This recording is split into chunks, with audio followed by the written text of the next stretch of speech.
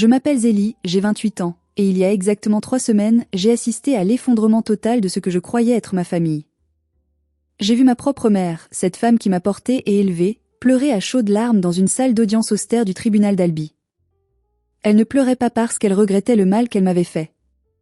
Elle ne pleurait pas non plus parce que ma sœur cadette, sa fille préférée, se tenait là, menottée, encadrée par 2 policiers au visage impassible. Non, ses larmes étaient celles de la honte pure. Elle pleurait parce qu'une juge, une femme d'une intégrité redoutable, venait de lui poser une seule et unique question. Une question si simple, si tranchante, qu'elle a brisé en un instant 30 années de mensonges, de manipulations et de fausses apparences. Ma sœur a volé mon identité, elle a contracté 90 000 € de dette en mon nom pour financer sa vie de rêve artificiel, et quand j'ai découvert l'horrible vérité, mes parents ne m'ont pas soutenue. Ils m'ont trahi. Ils ont témoigné contre moi. Ils m'ont traité de monstre vindicatif. Mais avant de vous révéler cette question du juge qui a tout changé, il faut que vous compreniez comment mon cauchemar a commencé, par un matin de pluie battante qui semblait pourtant ordinaire. Mais avant de plonger dans les détails sordides de cette trahison familiale, j'aimerais prendre un court instant pour me connecter avec vous. Je me sens souvent isolée avec ce lourd secret, et savoir que vous êtes là m'apporte un réconfort immense. Dites-moi dans les commentaires depuis quelle ville ou quel pays vous écoutez mon histoire, et quelle heure il est chez vous en ce moment. Votre présence virtuelle est ma force. Tout a débuté un mardi matin de novembre, un de ces jours gris où le ciel bas pèse sur les épaules. Je me tenais dans le bureau de ma conseillère bancaire, Madame Delorme. La pièce sentait le café froid et le papier imprimé. Mon cœur battait à tout rompre dans ma poitrine, un tambourinement sourd qui résonnait jusque dans mes tempes. Marceau, mon fiancé, serrait ma main moite dans la sienne. Sa présence était mon seul ancrage. Nous étions là pour une raison précise, un projet que nous mûrissions depuis 5 longues années, la finalisation du prêt pour notre première maison. C'était une petite bâtisse en briques rouges à la sortie d'Albi, avec un jardin pour nos futurs enfants et un vieux cerisier. Ce n'était pas un château, mais c'était notre rêve. Pour en arriver là, j'avais travaillé comme une forçat. En tant que gestionnaire de paie dans une entreprise de transport, j'avais accumulé les heures supplémentaires, les samedis travaillés, les déjeuners sautés. Je m'étais privée de vacances, de sorties au restaurant, de vêtements neufs, économisant chaque centime, chaque euro, pour constituer cet apport personnel. Je portais ce projet comme un trophée, la preuve que mes efforts payaient enfin. Madame Delorme, qui m'avait toujours accueilli avec un sourire professionnel et chaleureux lors de nos rendez-vous précédents, avait ce jour-là un visage de marbre. Elle ne me regardait pas. Ses yeux étaient fixés sur son écran d'ordinateur, ses lèvres pincées en une ligne fine. L'atmosphère dans le bureau était lourde, électrique. Elle a saisi un dossier épais posé à sa droite et l'a laissé tomber sur le bureau. Le bruit mat du papier contre le bois a claqué comme un coup de feu dans le silence. « Je suis désolée, mademoiselle », a-t-elle dit d'une voix blanche, sans lever les yeux vers moi. « Votre demande de prêt immobilier est refusée. » Catégoriquement. Et je crains que ce ne soit le cadet de vos soucis. J'ai cru à une mauvaise blague. J'ai senti un sourire nerveux étirer mes lèvres. Pardon ? Mais c'est impossible. Mon dossier est solide. J'ai l'apport nécessaire, j'ai un CDI confirmé depuis 4 ans, nous avons fait toutes les simulations. Votre dossier de crédit est catastrophique, m'a-t-elle coupé sèchement, levant enfin les yeux vers moi. Son regard n'était pas compatissant, il était accusateur. Vous êtes actuellement fiché à la Banque de France. Vous avez cette carte de crédit active, toutes utilisées au-delà de leur plafond autorisé. Vous cumulez également plusieurs prêts à la consommation impayés. La dette totale s'élève à ce jour à 90 000 €, et elle est actuellement en phase de recouvrement judiciaire par des huissiers. Le temps s'est arrêté. Le bourdonnement de l'ordinateur s'est tu. Le bruit de la pluie contre la vitre a disparu. Je ne sentais plus mes jambes. Le sang a quitté mon visage si brutalement que j'ai cru que j'allais m'évanouir. Je sentais la main de Marceau se crisper autour de la mienne, ses ongles s'enfonçant presque dans ma peau. C'est impossible, ai-je balbutié, ma voix n'étant plus qu'un murmure étranglé. Il y a une erreur sur la personne. Je n'ai qu'une seule carte bleue, une carte de débit classique. Je n'ai jamais pris de crédit à la consommation de ma vie, j'ai horreur des dettes. Je paie tout comptant. Regardez mes comptes, vous verrez. Madame Delorme a soupiré, un soupir d'agacement, comme si elle avait affaire à une menteuse pathologique. Elle a tourné son écran vers moi. Regardez par vous-même, mademoiselle. Tout est là. Je me suis penchée, les yeux brouillés par la panique. J'ai vu la liste défiler. C'était une litanie d'excès, une obscénité financière. Des achats répétés dans des boutiques de luxe de l'avenue Montaigne, Dior, Chanel, Louis Vuitton. Des billets d'avion en classe affaires pour Bali, Tulum, Dubaï. Des séjours dans des hôtels 5 étoiles. Des factures astronomiques pour des retraites spirituelles de luxe. Et même des soins esthétiques non payés dans des cliniques privées. C'était le train de vie d'une millionnaire, pas celui d'une gestionnaire de paix qui achète ses vêtements en solde et prépare ses repas le dimanche pour toute la semaine. C'est une fraude, ai-je crié, la panique cédant la place à la terreur. On a piraté mon identité. Ce n'est pas moi. Regardez l'adresse de facturation, a indiqué la banquière avec un doigt accusateur. J'ai regardé. Ce n'était pas mon adresse. C'était une boîte postale. Une boîte postale située dans le centre-ville. Et soudain, un froid glacial m'a envahi. Je connaissais cette boîte postale. Je l'avais vue sur des paquets reçus par ma sœur, Olympe. Olympe, ma petite sœur de 25 ans. Olympe, qui se prétendait coach de vie holistique et influenceuse sur Instagram, mais qui n'avait jamais travaillé un seul jour de sa vie. Olympe, l'enfant chéri, la princesse de la famille, celle à qui l'on ne refusait rien. Elle prétendait que les marques lui envoyaient ses produits gratuitement, qu'elle était sponsorisée. Mais le coup de grâce n'était pas encore là. En bas de l'écran, dans la section réservée aux garanties bancaires, mes yeux se sont posés sur un nom. Pour obtenir autant de crédit, il fallait un garant solide. Une caution. Et là, en lettres noires sur le fond blanc, j'ai lu le nom du co-emprunteur solidaire. Bérénice. Ma mère. J'ai reconnu sa signature électronique. Elle avait cautionné ses prêts. Je suis sortie de la banque en titubant, comme ivre de douleur. La pluie fouettait mon visage, mêlant son eau froide à mes larmes brûlantes. Marceau essayait de me parler, de me soutenir, mais je n'entendais qu'un sifflement aigu dans mes oreilles. La réalité s'imposait à moi avec la violence d'un accident de voiture. Ma propre sœur m'avait volé. Elle avait usurpé mon identité pour vivre la vie de château. Et ma mère, ma propre mère, l'avait aidée. Elle m'avait regardé travailler 60 heures par semaine, elle m'avait vu économiser, elle m'avait entendu parler de mon rêve de maison, tout en sachant pertinemment qu'elles étaient en train de détruire mon avenir en secret, signature après signature, crédit après crédit. Je suis montée dans ma voiture, les mains tremblantes sur le volant. Je ne rentrais pas chez moi pour pleurer. Je ne rentrais pas pour me cacher. J'allais chez eux. J'allais affronter les monstres qui portaient le masque de ma famille. Et je n'avais aucune idée que ce que j'allais découvrir ce soir-là serait bien pire que la dette elle-même. Le trajet jusqu'à la maison de mes parents a été flou. Je conduisais par automatisme, mon esprit tournant en boucle sur les images de ces relevés bancaires. La colère montait en moi, une colère froide, dense, terrifiante. Je n'avais jamais ressenti une telle rage de ma vie. Je suis arrivée chez eux à l'heure sacrée du dîner. La maison, un pavillon soigné avec ses volets bleus et ses géraniums aux fenêtres, semblait narguer ma détresse par sa tranquillité apparente. J'ai ouvert la porte sans frapper. L'odeur familière et autrefois réconfortante du poulet rôti aux herbes flottait dans l'air. C'était l'odeur de mon enfance, l'odeur des dimanches en famille, une odeur qui me donnait maintenant la nausée. Ma mère, Bérénice, mettait la table dans la salle à manger, alignant méticuleusement les couverts en argent comme si de rien n'était. Mon père, Gabin, était assis dans son fauteuil en cuir, lisant le journal local.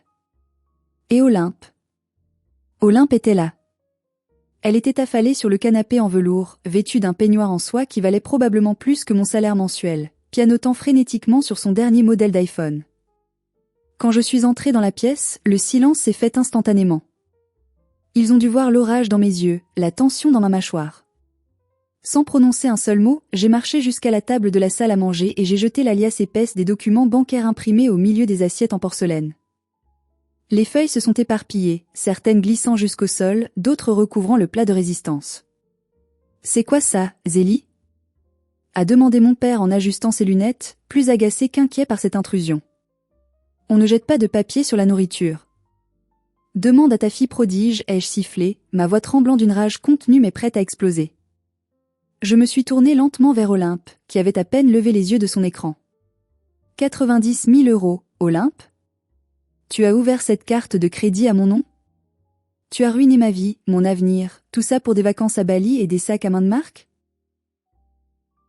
Olympe a finalement daigné lever le regard. Il n'y avait aucune peur dans ses yeux. Aucune culpabilité.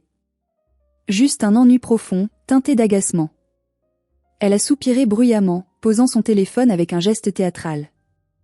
Oh, arrête ton drame, Zélie. Tu es toujours tellement hystérique. Tu es d'un matérialisme, c'est affligeant. Ce n'est pas de la dépense, pauvre fille, c'est de l'investissement. J'ai besoin de maintenir une image, un standing pour ma marque personnelle. Je vais devenir une influenceuse majeure, et quand je serai riche et célèbre, je te rembourserai le double. Tu devrais me remercier de t'inclure dans mon futur succès au lieu de venir hurler ici comme une poissonnière. Je suis restée bouche bée, littéralement paralysée par son audace. Le narcissisme de sa réponse était vertigineux. Elle ne voyait même pas le problème. Pour elle, me voler était un droit. Je me suis tournée vers ma mère, espérant voir sur son visage le même choc que le mien. « Maman, tu as signé comme garante, ai-je dit, ma voix se brisant. Tu savais ? Dis-moi que tu ne savais pas qu'elle usurpait mon identité. Dis-moi qu'elle t'a menti à toi aussi. » Ma mère a évité mon regard. Elle s'est concentrée sur la nappe, lissant nerveusement un pli imaginaire. Son silence était un aveu assourdissant.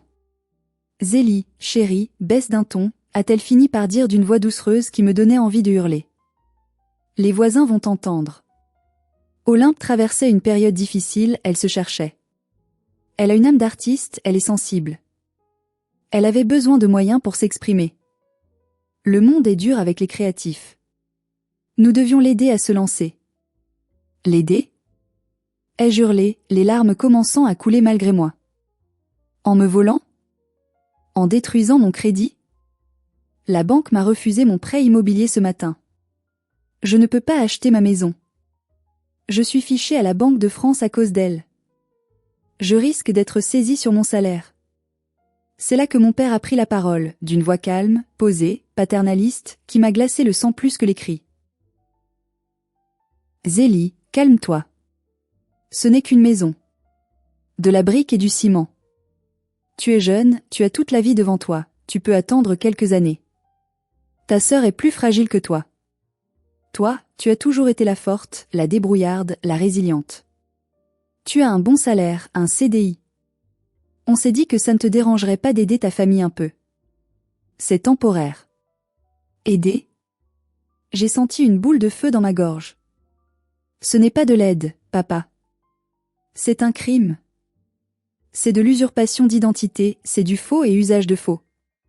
C'est passible de prison. Et je ne vais pas laisser passer ça. Je vais aller voir la police dès demain matin. À ce mot, police, l'atmosphère dans la pièce a changé radicalement. La fausse douceur de ma mère s'est évaporée instantanément pour laisser place à une fureur venimeuse. Elle s'est levée brusquement, renversant sa chaise qui a claqué sur le carrelage. « Tu n'oserais pas », a-t-elle craché, son visage déformé par la haine. « Tu n'oserais pas envoyer ta propre sœur en prison pour une histoire d'argent. C'est ta sœur, Zélie. La chair de ta chair. La famille, c'est sacré. On ne lave pas son linge sale en public. » Elle ne m'a pas traitée comme une sœur, ai-je répondu, en les regardant droit dans les yeux, un par un. Elle m'a traitée comme un compte en banque. Elle m'a traitée comme une ressource à exploiter. Olympe a alors commencé à pleurnicher. C'était une performance digne d'un Oscar, des larmes de crocodile parfaitement maîtrisées, accompagnées de petits reniflements pathétiques. Tu vois, maman ? Elle a toujours été jalouse de moi. Elle veut me détruire parce qu'elle est aigrie, parce qu'elle a une vie ennuyeuse de bureaucrate alors que moi je vise les étoiles. Elle ne supporte pas que je sois spéciale. Je les ai regardés, tous les trois. Ce tableau grotesque d'une famille unie dans le crime contre moi. J'ai réalisé à cet instant précis que je n'étais pas leur fille au même titre qu'Olympe. J'étais le bouclier qu'on utilise pour protéger la princesse. J'étais l'animal de trait qu'on sacrifie quand la charge devient trop lourde. Mais je ne savais pas encore jusqu'où ils iraient pour me faire taire. Je pensais avoir touché le fond de la douleur, mais le sous-sol de leur cruauté était bien plus profond et sombre que je ne pouvais l'imaginer. Je suis rentrée chez moi ce soir-là, brisée en 1000 morceaux. L'appartement que je louais avec Marceau me semblait soudain étranger, froid. Je me suis effondrée sur le lit, incapable d'enlever mon manteau mouillé. Marceau m'a rejointe, s'asseyant doucement à côté de moi.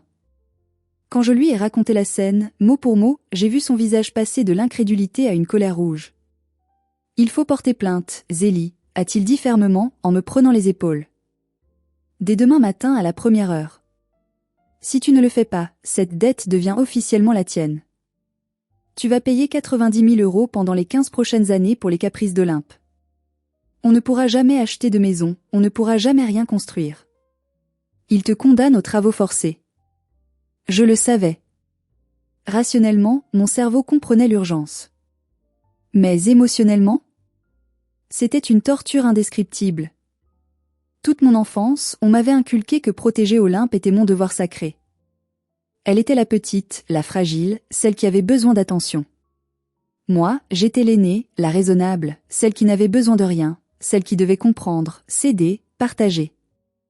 Briser ce conditionnement, c'était comme essayer de m'arracher la peau à main nue. C'était aller contre ma nature profonde de bonne fille. Le lendemain, mon téléphone est devenu un instrument de harcèlement.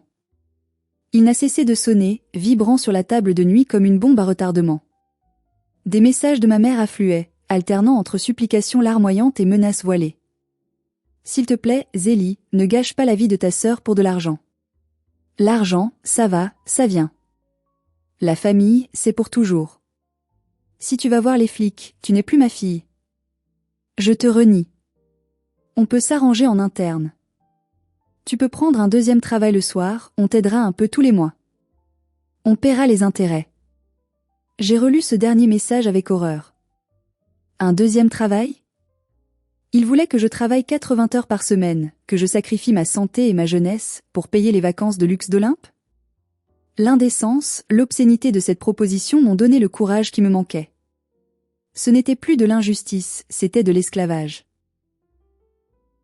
J'ai composé le numéro de ma tante Maglone. C'est la sœur aînée de mon père, une femme qui vit seule à la campagne, élevant des chèvres et cultivant son potager.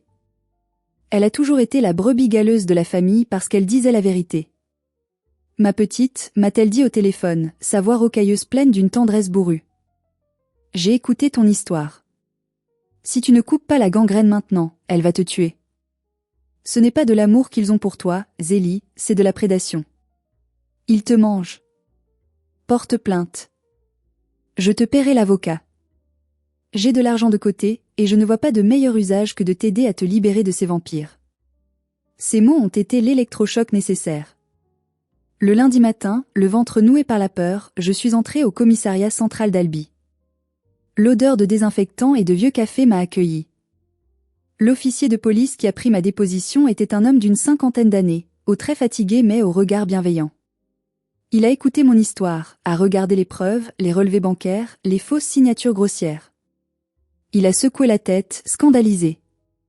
C'est un cas d'école d'usurpation d'identité aggravée et de fraude bancaire massive, madame. Et vu les montants, c'est du sérieux. On parle de crime, pas de délit mineur. Vous êtes sûr de vouloir poursuivre ? C'est votre famille. J'ai regardé le stylo dans ma main.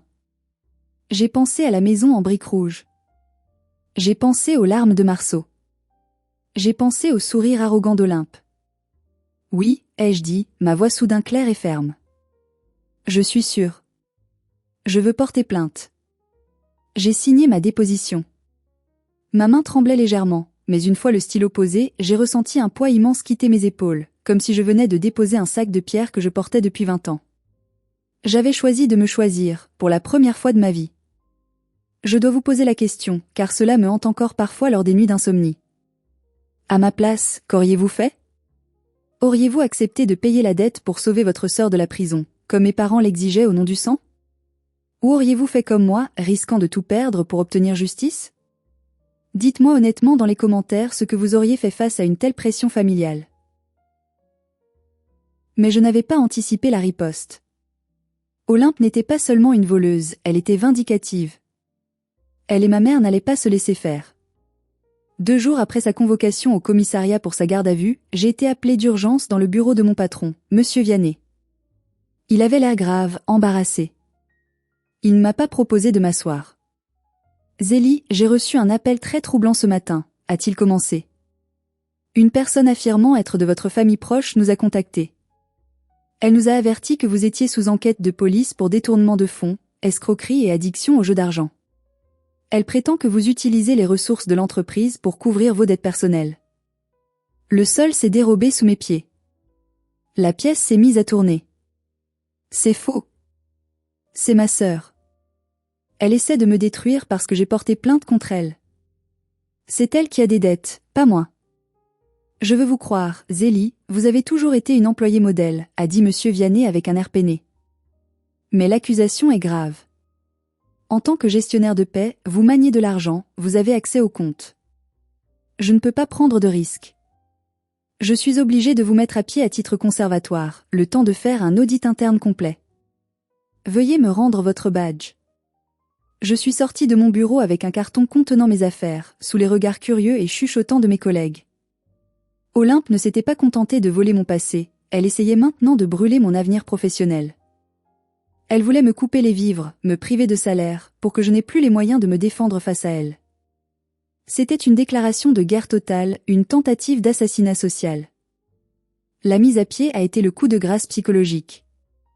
Je me suis retrouvée chez moi, sans emploi, avec une dette colossale sur le dos, et une famille qui voulait littéralement ma peau.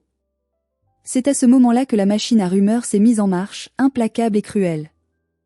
Dans une ville de taille moyenne comme Albi, tout se sait, ou plutôt, tout se déforme à une vitesse vertigineuse. Mes parents ont commencé à raconter leur version de l'histoire à qui voulait l'entendre, jouant parfaitement leur rôle de victimes éplorées. Au marché couvert le samedi matin, à la sortie de la messe le dimanche, lors des repas de famille où je n'étais plus invitée.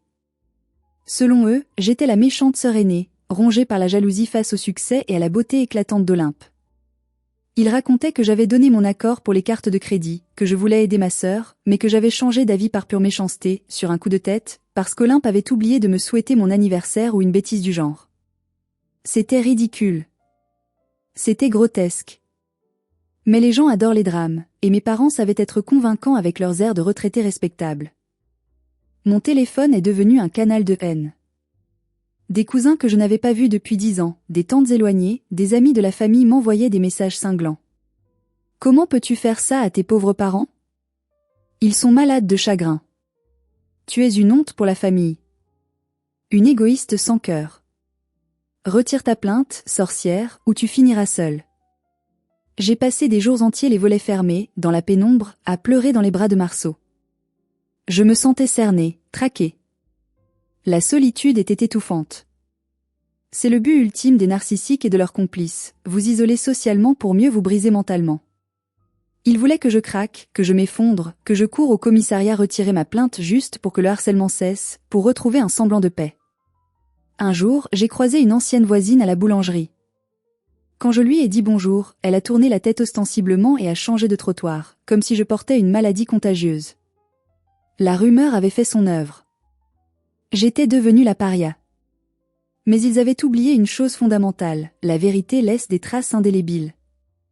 Et surtout, ils avaient sous-estimé ma tante Maglone. Elle a débarqué chez moi un soir de pluie, vêtue de son imperméable jaune et de ses bottes en caoutchouc, avec un panier de légumes de son jardin et une enveloppe épaisse en craft.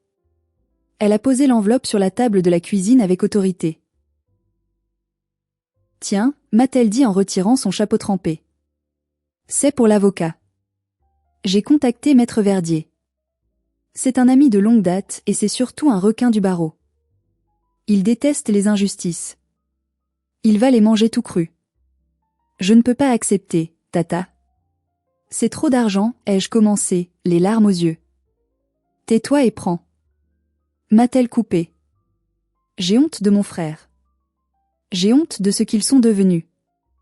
Tu es la seule chose pure et honnête qui reste de cette lignée maudite, Zélie. Ne les laisse pas gagner. Ne les laisse pas t'écraser. Grâce à elle, j'ai tenu bon. L'audit à mon travail a finalement prouvé mon innocence totale. Il n'y avait aucun mouvement suspect, aucune fraude. Monsieur Vianney, rouge de honte, m'a réintégré, mais le mal était fait. L'ambiance au bureau était lourde, les regards fuyants. Le jour de l'audience approchait à grands pas. Ma mère m'a envoyé un dernier message, la veille du procès, tard dans la nuit. Pas de menace explicite cette fois, juste une phrase glaciale, chirurgicale. si tu entres dans ce tribunal demain pour attaquer ta sœur, tu n'as plus de mère. Je monterai à la barre, je témoignerai, et je dirai au juge exactement qui tu es. Je te détruirai pour sauver ta sœur. » J'ai relu ce message 100 fois, le cœur en miettes. Elle pensait me faire peur. Elle pensait que la menace ultime de perdre son amour me ferait reculer. Mais elle ne comprenait pas une chose essentielle, son amour était déjà mort depuis longtemps, étouffé sous les dettes d'Olympe et ses propres mensonges. Il ne restait plus rien à sauver. Le jour du procès est arrivé, froid et venteux. Le tribunal d'instance d'Albi est un vieux bâtiment imposant, aux murs de pierre épais et aux couloirs qui résonnent de pas perdus. Marceau me tenait le bras si fort que j'allais avoir des bleus, et tante Maglone marchait devant nous, la tête haute, comme un général menant ses troupes au combat. Quand nous sommes entrés dans la salle d'audience numéro 3, je les ai vus. Olympe était méconnaissable. Fini les tenues de créateur voyante, les décolletés plongeants, le maquillage outrancier. Elle portait un chemisier blanc boutonné jusqu'au col, une jupe grise sous le genou, pas de bijoux, les cheveux attachés sagement en queue de cheval basse. Elle avait la tête baissée, tenant un mouchoir qu'elle tamponnait délicatement sur des yeux secs. Elle jouait le rôle de sa vie, la victime repentante, fragile, l'enfant perdu. Mes parents étaient assis juste derrière elle, sur le banc des proches. Mon père évitait soigneusement mon regard, fixant ses chaussures cirées avec une fascination morbide. Mais ma mère a levé les yeux vers moi. Son regard n'était que haine pure. Un regard noir, dur, qui me promettait l'enfer. L'audience a commencé. L'avocat d'Olympe, un homme aux manières onctueuses payé avec l'argent de la vente de la voiture de mon père, a commencé sa plaidoirie. C'était un tissu de mensonges habilement tissé, une fiction totale. Selon lui, Olympe n'était qu'une jeune femme naïve, un peu perdue, débordante d'ambition mais mal conseillée. Elle avait cru sincèrement que sa grande sœur voulait l'aider à lancer son entreprise. C'est un malentendu familial tragique, madame la juge, disait-il avec emphase, agitant ses manches. Zélie avait donné son accord verbal lors d'un repas de famille. Et maintenant, par rançéure personnelle, par jalousie maladive, elle utilise la justice de la République pour régler des comptes privés et humilier sa sœur. Puis, le moment que je redoutais plus que la mort est arrivé. L'huissier a appelé le témoin de la défense. Madame Bérénice, veuillez vous approcher de la barre. Ma mère s'est levée, digne, ajustant son tailleur. Elle a marché vers la barre, le visage marqué par une douleur qu'elle s'efforçait de rendre visible pour tous. Elle a juré de dire la vérité, toute la vérité, rien que la vérité. Et elle a menti. Elle a menti avec un aplomb terrifiant, sans trembler. Madame la juge, a-t-elle dit d'une voix tremblante, presque brisée. Zélie a toujours été difficile. C'est une enfant complexe. Elle est jalouse d'Olympe depuis sa naissance. Elle ne supporte pas que sa sœur réussisse. Elle lui a dit, je l'ai entendu de mes propres oreilles. Prends mes infos, utilise mon nom, je t'aide, je veux que tu réussisses. Et aujourd'hui, elle renie sa parole pour punir sa sœur. Zélie veut juste voir Olympe souffrir parce qu'Olympe est plus lumineuse qu'elle. J'ai senti les larmes couler sur mes joues, brûlantes. Je ne pouvais pas les retenir. Ma propre mère me peignait comme un monstre manipulateur devant une salle remplie d'inconnus, de journalistes locaux, de curieux. J'avais envie de hurler, de vomir, de disparaître. Je voyais la juge, Madame Castille, prendre des notes frénétiquement, le visage impassible derrière ses lunettes.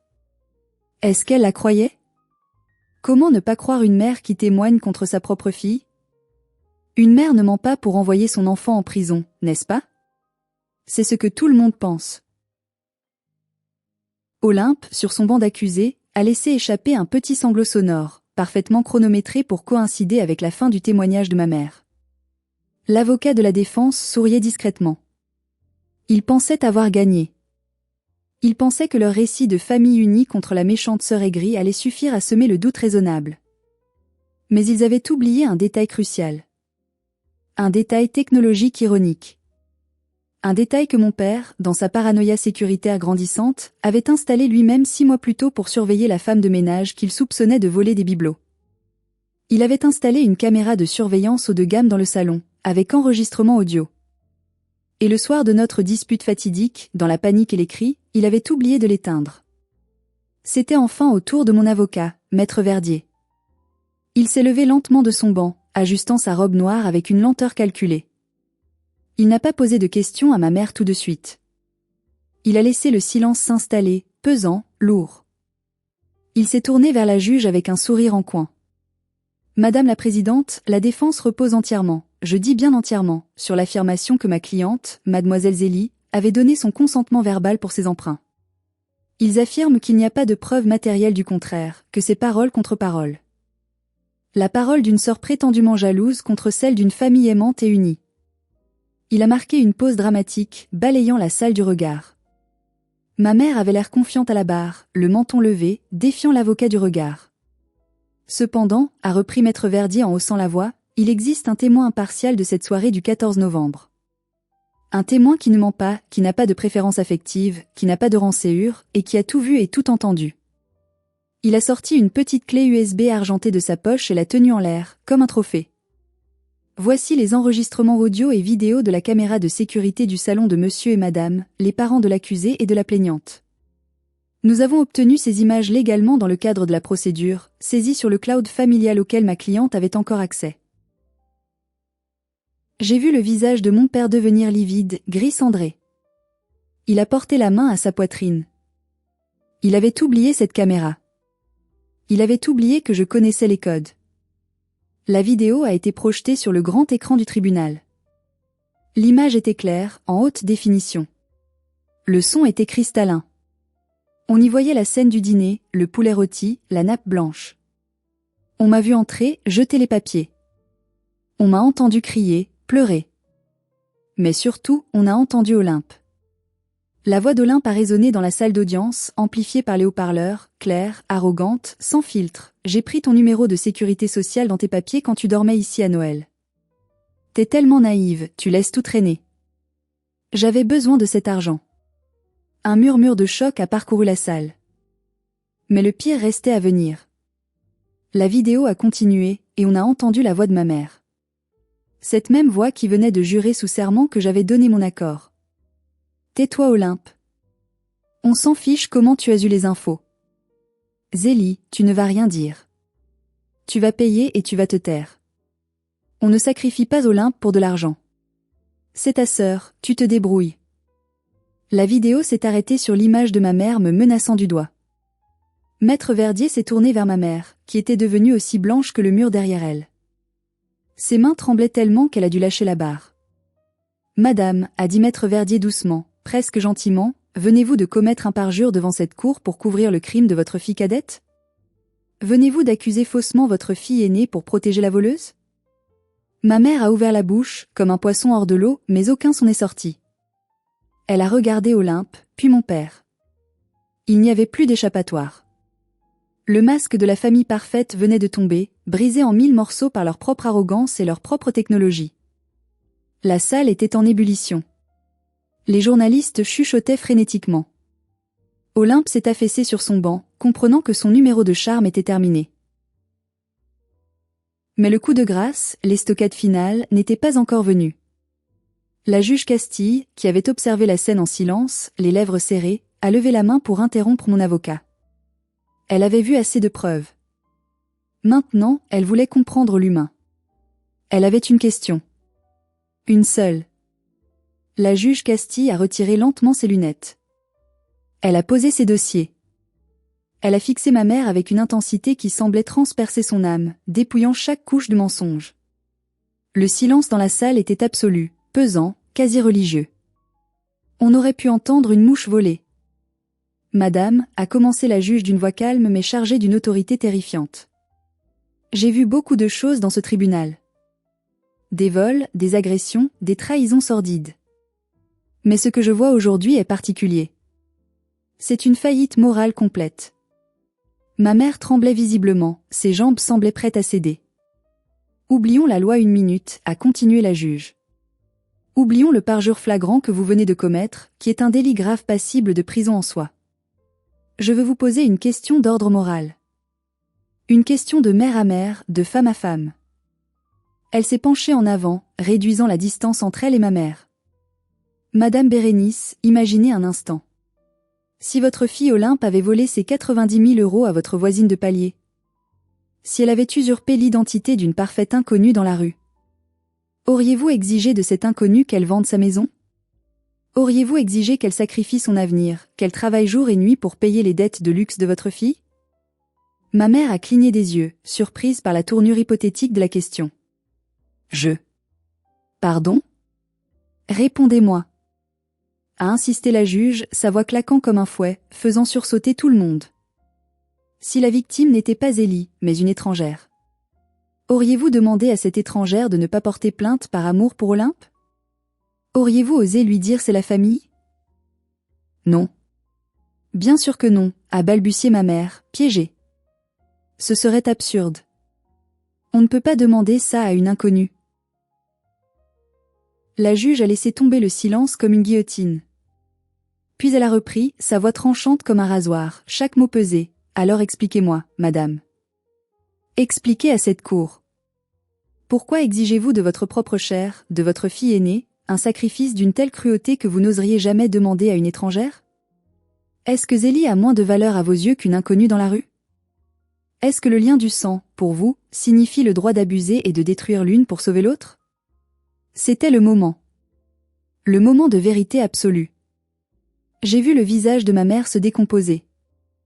La logique tordue qu'elle avait construite pour se justifier, cette forteresse mentale de la famille avant tout, venait de s'effondrer sous le poids de cette simple comparaison. Elle a réalisé, devant tout le monde, l'horreur de sa propre partialité. Elle a réalisé qu'elle avait traité sa propre fille pire qu'un chien, pire qu'une étrangère. Elle a essayé de parler, de trouver une excuse, un bégaiement pathétique. Mais, c'est ma fille, je l'aime. Non, madame, l'a coupé la juge sèchement. La famille protège. La famille ne dévore pas ses enfants. Vous n'avez pas protégé Zélie. Vous l'avez sacrifiée. Et là, devant le regard impitoyable de la justice et le regard brisé de sa fille aînée, ma mère a craqué. Toute sa dignité de façade a explosé. Elle a mis ses mains sur son visage et a éclaté en sanglots. Pas des larmes de théâtre comme celles d'Olympe. Des larmes de honte dévastatrices. Des larmes de réalisation. Le bruit de ses pleurs a résonné dans la salle, un son laid, guttural, animal. C'était le son d'une mère qui réalise qu'elle a perdu son enfant pour toujours et que c'est entièrement de sa faute. Olympe, voyant sa mère, son dernier rempart, s'effondrer ainsi, a commencé à crier depuis son banc. « Maman! Ne dis rien! Il nous piège! Arrête! » Mais c'était fini. Le juge avait vu tout ce qu'elle avait besoin de voir. La vérité était nue, laide et incontestable. Le jugement est tombé 2 heures plus tard, après une délibération rapide. La juge n'avait pas besoin de plus de temps. Le verdict a été sévère, exemplaire, une réponse cinglante à l'arrogance d'Olympe. Olympe a été reconnu coupable de tous les chefs d'accusation, usurpation d'identité, faux et usage de faux, escroquerie. Compte tenu de l'absence totale de remords et de la gravité des faits, la préméditation, la durée de la fraude, la juge Casti n'a pas été clémente. Mademoiselle Olympe, a déclaré la juge en la regardant par-dessus ses lunettes, vous avez vécu comme un parasite sur le dos de votre sœur, sans la moindre considération pour sa vie ou son avenir. Vous avez utilisé l'amour familial comme une arme. Vous avez besoin d'apprendre ce que signifie le mot responsabilité. Le verdict est tombé comme un coup près. 3 ans de prison, dont 18 mois ferme avec mandat de dépôt immédiat. Une obligation de soins psychologiques suivie. Et surtout, l'obligation de rembourser intégralement les 90 000 € à la banque. Grâce au procès, la dette a été officiellement reconnue comme frauduleuse et transférée à son nom, me libérant enfin de ce fardeau financier. Quant à mes parents, la juge a hésité. Elle pouvait techniquement les poursuivre pour complicité et parjure. Elle m'a regardé, droit dans les yeux. Elle m'a demandé, dans un murmure que seul le premier rang pouvait entendre, si je voulais déposer plainte contre eux pour faux témoignage. J'ai regardé mon père, voûté sur son banc, l'air d'avoir vieilli de 10 ans en 1 heure. J'ai regardé ma mère, les yeux rouges et gonflés, incapable de lever la tête, tremblante de honte. J'avais le pouvoir de les envoyer en prison aussi. J'avais le pouvoir de détruire ce qui restait de leur vie, de leur réputation, de leur retraite. J'ai pris une grande inspiration. J'ai pensé à tout ce qu'ils m'avaient fait. À la douleur. À la trahison. À l'isolement. Non, madame la juge, ai-je dit d'une voix calme. Je ne porte pas plainte contre mes parents. Ce n'est pas nécessaire. Un murmure de surprise a parcouru la salle. Leur punition, ai-je continué, c'est qu'à partir d'aujourd'hui, ils n'ont plus de fille aînée. Ils ont choisi leur camp. 6 mois plus tard, Marceau et moi sommes retournés voir Madame Delorme à la banque. Quand elle a ouvert mon dossier et qu'elle a vu qu'il était vierge, nettoyé de toute la boue d'Olympe, elle a souri. Un vrai sourire cette fois. Nous avons obtenu notre prêt. Nous avons acheté notre petite maison en briques rouges avec le cerisier dans le jardin. Le jour de l'emménagement, alors que je déballais les cartons de livres, j'ai trouvé une lettre dans ma boîte aux lettres. Pas de timbre. Elle avait été déposée à la main, probablement la nuit pour éviter d'être vue. J'ai reconnu immédiatement l'écriture anguleuse de mon père. J'ai hésité à la jeter directement. Puis, la curiosité l'a emportée. Je l'ai ouverte avec précaution. La lettre était courte. Ils disaient qu'ils avaient dû vendre leur pavillon, leur maison de toujours, pour payer les frais d'avocat d'Olympe et commencer à rembourser une partie de ses dettes civiles pour qu'elle puisse espérer une remise de peine. Ils vivaient maintenant dans un petit appartement en location, sombre et humide, en périphérie. Ils disaient que ma mère pleurait tous les jours, qu'elle ne sortait plus, qu'elle avait vieilli de 20 ans. Il écrivait « On a fait une erreur. On s'est trompé. Pardonne-nous, Zélie. On veut voir notre fille. On veut que la famille soit réunie. » J'ai relu la lettre, cherchant une trace de remords sincère. Je n'en ai pas trouvé. Une erreur. Ils appelaient la destruction systématique et préméditée de ma vie une simple erreur, comme on se trompe de route ou de numéro de téléphone. Pas un mot sur ma souffrance à moi. Juste leur douleur à eux, leur perte financière, leur déclassement social. Ils n'avaient pas changé. Ils ne changeraient jamais. Ils voulaient juste récupérer leurs ressources, leurs boucliers, maintenant que leur enfant roi était derrière les barreaux et ne pouvait plus les nourrir de ses illusions. Ils avaient besoin d'une nouvelle victime pour absorber leur malheur. J'ai pris un briquet dans le tiroir de la cuisine. J'ai regardé la lettre brûlée dans l'évier en inox de ma nouvelle cuisine, dans ma nouvelle maison, payée avec mon argent durement gagné, protégée par mon nom propre. J'ai regardé les mots « Pardonne-nous » se tordre et noircir sous la flamme jusqu'à devenir cendre. Je n'ai pas répondu. Je n'ai pas appelé. Le silence est la seule réponse que les gens toxiques comprennent vraiment. C'est la seule barrière qu'ils ne peuvent pas franchir. Aujourd'hui, cela fait 1 an jour pour jour. Olympe est toujours en prison. J'ai appris par des rumeurs qu'elle a très mal géré sa détention, qu'elle s'est battue avec des codétenus et a perdu ses remises de peine. Elle purgera la totalité de sa sentence. Mes parents sont devenus des étrangers pour moi, des fantômes d'un passé révolu. J'ai appris par tante Maglone, qui est devenue ma véritable mère de cœur, qu'ils racontent maintenant aux rares voisins qui leur parlent encore qu'ils m'ont renié parce que je suis une fille ingrate qui a abandonné sa famille dans le besoin. Ils ont réécrit l'histoire pour s'adapter à leur rôle de victime. Ils préfèrent vivre dans leurs mensonges confortables plutôt que d'affronter la vérité brûlante de leurs actes. C'est leur choix. C'est leur prison mentale, bien pire que celle d'Olympe. Moi, je vis dans la vérité. Je vis dans la lumière. Je vais bientôt me marier avec Marceau, l'homme qui m'a tenu la main quand je tombais dans le vide. C'est tante Maglone qui me conduira à l'hôtel, fière et droite dans son tailleur neuf. Et il y a une autre nouvelle. Je suis enceinte de 3 mois. C'est un petit garçon. Mon enfant ne connaîtra jamais ses grands-parents maternels. Il ne connaîtra jamais la toxicité, la préférence, le chantage affectif, les comparaisons destructrices. Il grandira en sachant que l'amour ne s'achète pas, qu'il ne se mérite pas par le sacrifice de soi, et que le respect est la base non négociable de toute relation humaine. Je voulais partager cette histoire douloureuse avec vous pour une raison précise, une leçon que j'ai payée au prix fort. On nous dit souvent, depuis l'enfance, c'est ta famille, tu dois pardonner quoi qu'il arrive. Le sang est plus important que tout. On ne tourne pas le dos aux siens. C'est faux. C'est un mensonge dangereux. Le sang n'est qu'une biologie, une coïncidence génétique. La famille, la vraie, c'est le comportement. C'est la loyauté. C'est le respect. C'est la sécurité. Si les gens qui sont censés vous aimer vous demandent de vous immoler par le feu pour qu'ils puissent se chauffer un instant, ce n'est pas de l'amour. C'est du parasitisme. C'est de la consommation humaine. La juge Castille avait raison avec sa question brutale.